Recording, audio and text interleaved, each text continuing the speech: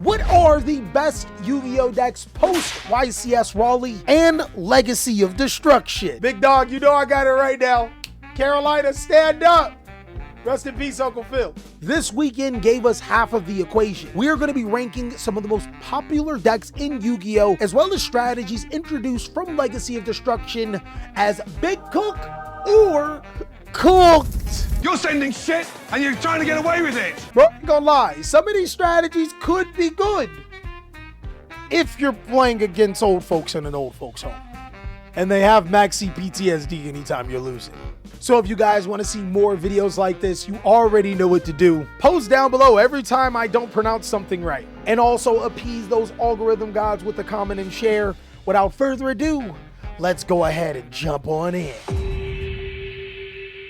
So the criteria for this tier list is incredibly simple. We are going to take into account YCS Raleigh as well as the new cards from Legacy of Destruction. I'll also even be talking about some things that I got wrong on my last tier list and updating their rankings. And as far as the strategies I picked some of the most competitive and popular strategies, as well as the decks that receive support in Legacy of Destruction, just in case you were wondering if you should pick it up or not. And of course, if you think that I missed a strategy, help out the algorithm by commenting down below, and I'll try to respond to you or include it on the next tier list. Let's go ahead and start off with Purrely. The big chunky cats did make it into top 32, as it is a pretty good Yu-Gi-Oh deck. But unfortunately, that's pretty much where the Purrely ride stopped. I do think that this deck is pretty good, but unfortunately, for some reason, these cats require a brain to play. Cat owners, blink twice if they're controlling you. I still think even with no main support inside of the next set,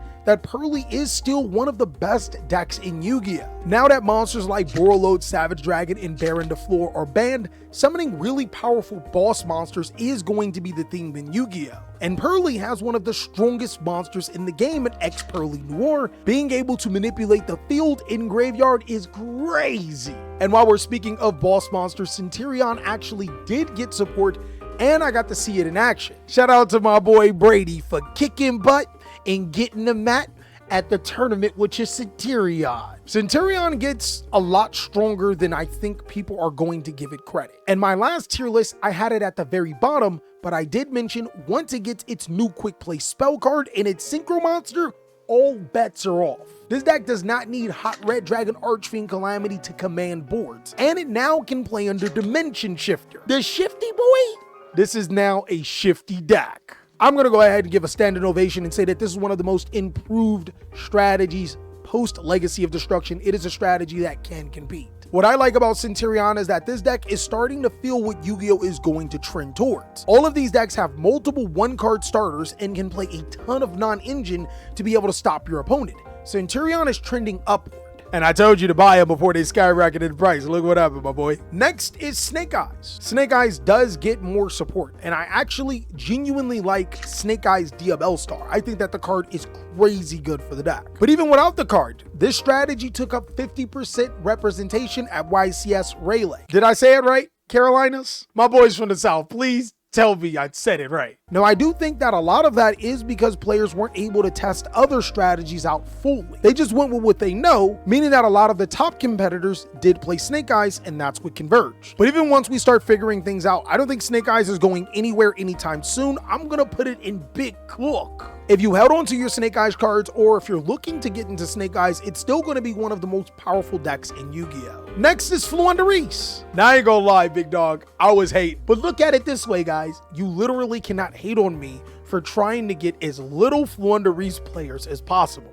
My wife plays Floowandereeze. Help me. So I may or may not have been trying to influence less people to play Flu, but it still is a next best Yu-Gi-Oh deck. Unfortunately, this is the strategy that has stood the test of time since Burst of Destiny and is easily one of the strongest decks in the game. Floowandereeze Impin just shuts down so much, especially since a lot of powerful generic monsters are links. Voiceless Voice. I hear a lot of discourse about this deck, which is crazy because this deck doesn't have a voice. So how do you hear discourse? On one half, I hear that Yu-Gi-Oh players are saying that this deck is complete trash. Shakes doo-doo water. On the other half, they say that this deck is literal god. They may be Voiceless Voice players or ex-Drytron players though. If I were to rank Voiceless Voice, it would easily still be probably a big cook Yugioh deck. I think Voiceless Voice is really sneaking up on people. Blessings of the Voiceless Voice is a really good Yugioh card, giving the strategy a lot more recurability, but also allowing them to ritual summon when a monster is summoned.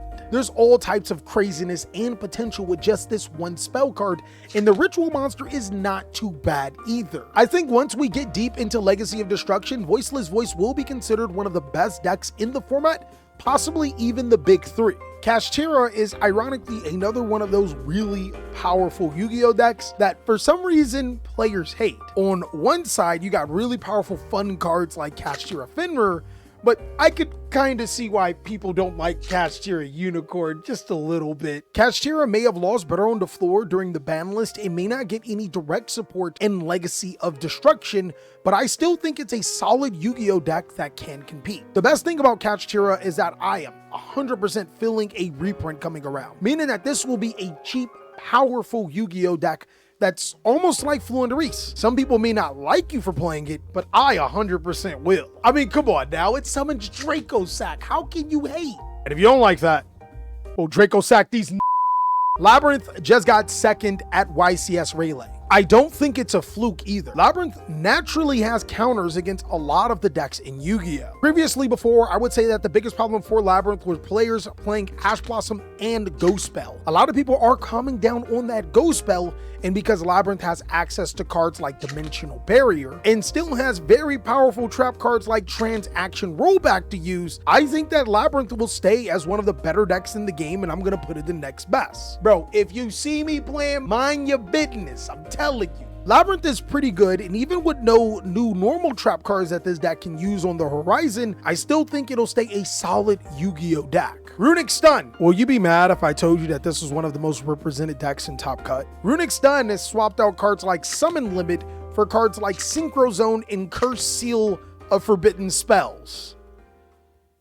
If there's anything a Stun player will do is that they will find their best way to make Yu-Gi-Oh one of the most painstakingly games in all of existence. I'm not condoning violence on any type of person, but if somebody were to punch a Stun player, that's me looking the other way. Fortunately enough though, I think that those results were based on going with and Stun is a very easy strategy to pick up on the fly.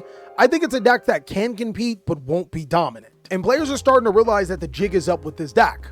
By the way, Ban Fountain. Orcust is going to be our first strategy that I'm going to put in Takes a Good Pilot. I actually think that Orcust is a solid Yu-Gi-Oh deck that with the right player can do a ton of things. The problem with Orcust is that it is a 5-year-old Yu-Gi-Oh deck that needs more support in order for it to stay competitive against some of the more relevant strategies unless you know exactly what you're doing. Branded, on the other hand, is exactly what you want from an old Yu-Gi-Oh strategy. I know the people that bought their structure decks, they are loving every part of Branded still being able to be highly competitive. I would put Branded in the next best area. Even without the gimmick puppet lock, this deck is really good. Boss monsters like Mirror Jade is exactly what the Yu-Gi-Oh game craves. A monster that is theme specific to just your deck, and any other strategy trying to play it has to suffer the consequences of taking up too much extra deck space. On the flip side, it gives you so much utility, your entire Branded deck, that you can flip the script at the drop of the dime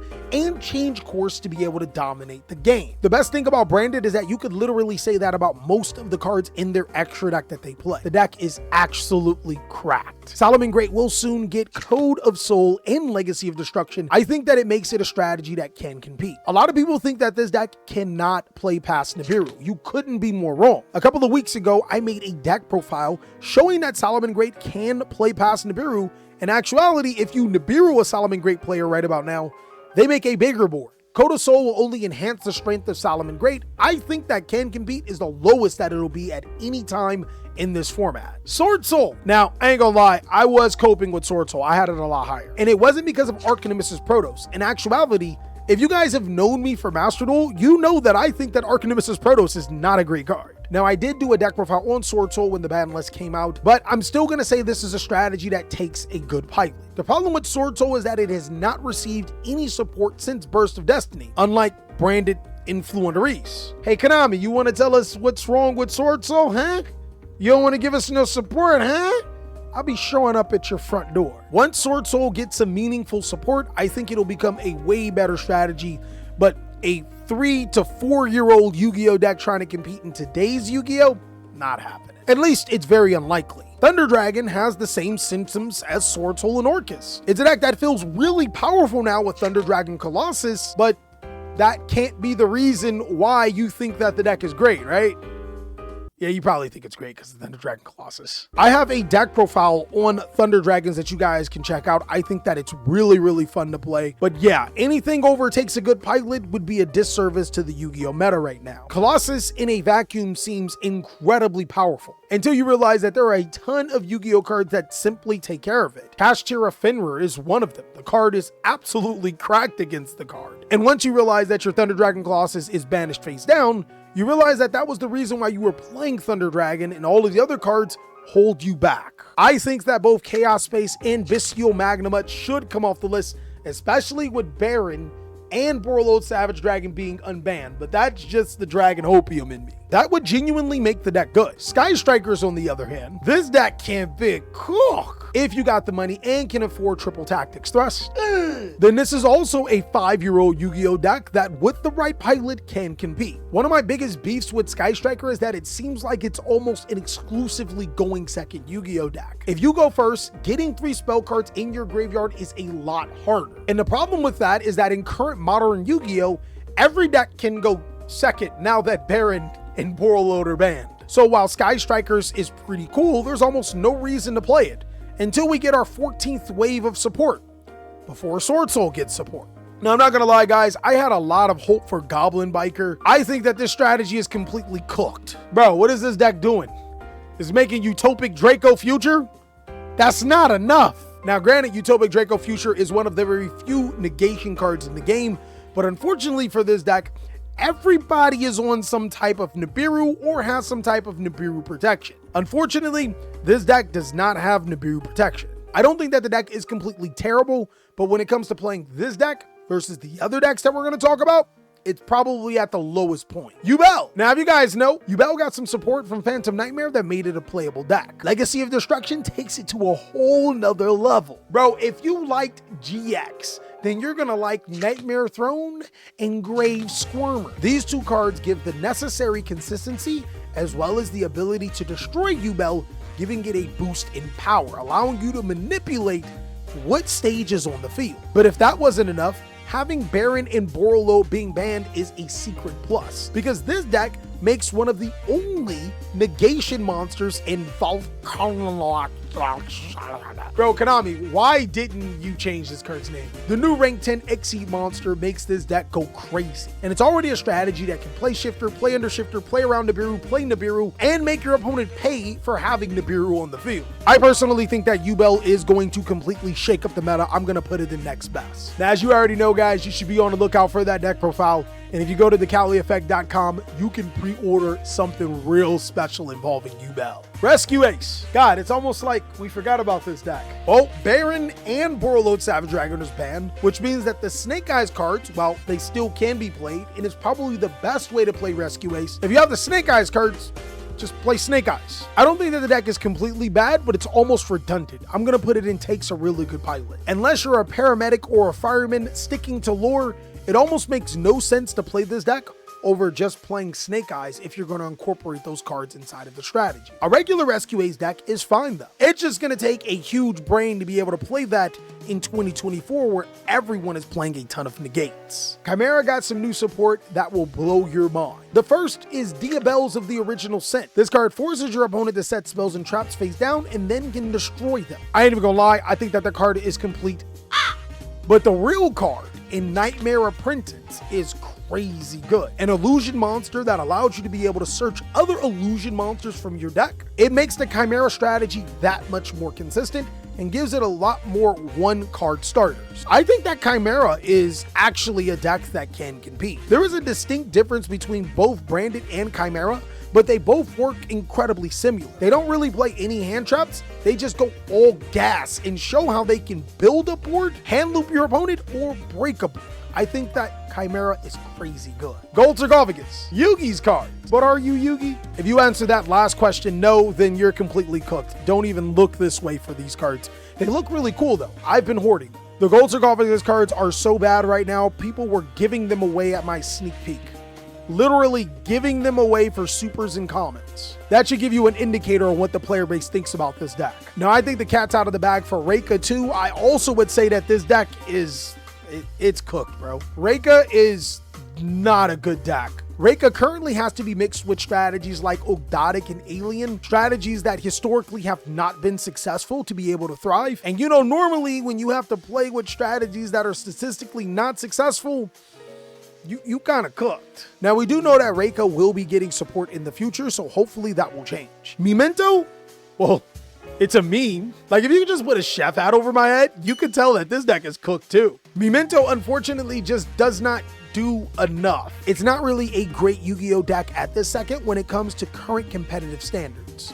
The new support may change that though. Melodious. Now, Melodious is in a fairly interesting spot. In a video that I made earlier, I said Melodious is a top 5 meta deck, and I still think that this strategy has the potential to be able to do that. It's actually insane. Basically, I'm saying I'm standing on business, but I also do understand that there's a lot more at stake when it comes to these tier lists. You guys, as the people, use this as information on what strategies you should invest in. And taking that into account, I look at these strategies as analytically as possible, giving you guys the best information you can. If Melodious has a competitive comparison arc, it would easily be Raid Raptor. It's a strategy that has seen zero competitive meta play, but then just recently got some insanely busted Yu-Gi-Oh cards to make the strategy stronger.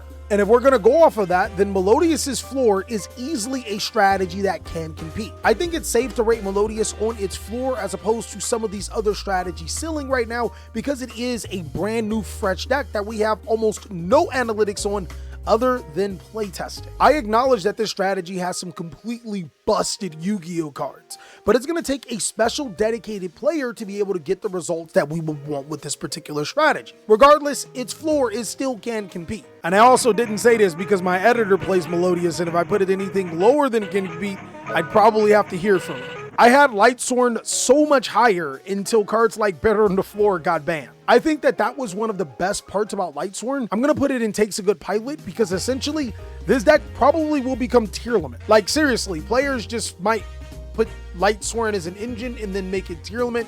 I don't think that's necessarily Lightsworn, but when you look at it, Lightsworn doesn't have a great inboard anymore. Enlightenment Dragon, my really fun, is unfortunately crippled. But if you go ahead and check out my duel video that I have on it, you can still see how cool that the deck can be. And in the right player's hands, if you don't goofy goobo, it can be too strong. I don't mean no disrespect to TJ, but he's been playing Gold Pride Punk with the new cards inside of the set. Absolutely cooked. With as much experience that TJ has had, I don't think he's won a single match against me with this deck. It's not that the strategy is bad. It's actually probably the best cooked deck here. But the unfortunate thing about this strategy is that it just doesn't do enough, at least when you compare it to other decks that are more competitive. Well, actually, he did clap up my Thunder Dragons. I think that this deck could be in Takes a Good Pilot, but I'm gonna keep it in Cooked because I cooked that boy all weekend with the deck. No, but seriously, it's definitely in Takes a Good Pilot. I want to see how many people are actually gonna know that. Fish, Ghoti. I think Ghoti with the new card Fishfork Harpooner fixes a ton of their problems. I was actually getting rocked with this deck through testing. I'm gonna say it takes a really good pilot. Being able to consistently summon the level 6s, which bridge you into everything that you need for the deck, is exactly what it needed. It's a solid deck that can play Dimension Shifter, but also is Ghoti.